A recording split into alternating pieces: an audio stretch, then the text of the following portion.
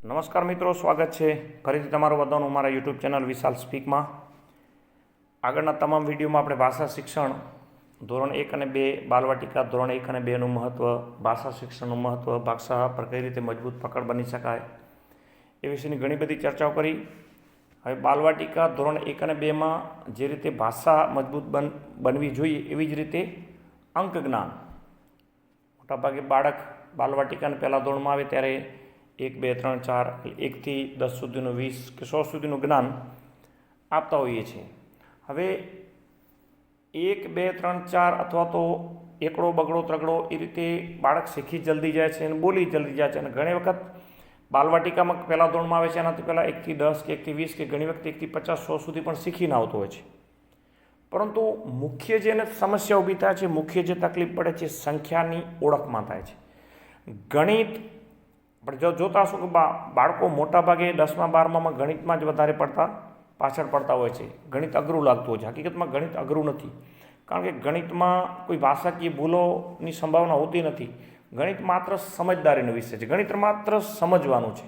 એના સૂત્રો છે, એના નિયમો છે, સંખ્યા જ્ઞાન છે, બધું ગણિત કંઠસ્થ કરવા માટે, ગણિતને સમજવા માટે કોઈ મહત્ત્વનું પાસું નહીં તો એ છે સંખ્યાની ઓળખ.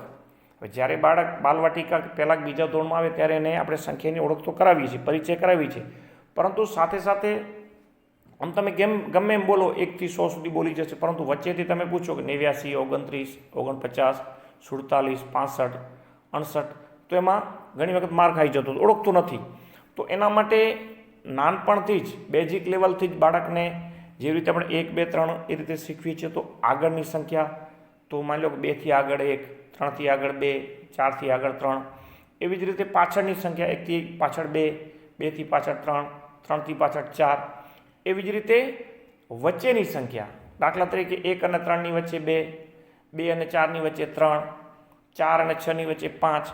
આમ એક સ્ટેપ બાય પછી 2 સ્ટેપ પછી, કે દાખલા તરીકે 2 સ્ટેપ હોય તો 2 સ્ટેપ પાછળની સંખ્યા, પછી આમ એક વખત તમે એક સ્ટેપ બાય સ્ટેપ શીખી લો, પછી તમે વારંવાર એને અલગ અલગ પ્રેક્ટિસ કરાવી શકો. દાખલા તરીકે ડાયરેક્ટ તમે પૂછી શકો કે 11થી આગળ શું આવે, 19થી આગળ શું આવે, 26થી આગળ શું આવે, એવી રીતે એની પ્રેક્ટિસ કરાવી શકે. એવી જ રીતે પાછળની સંખ્યા, કે 9થી પાછળ શું હોય, 17થી પાછળ શું હોય, 33થી પાછળ શું હોય, એમ પ્રેક્ટિસ કરી શકાય.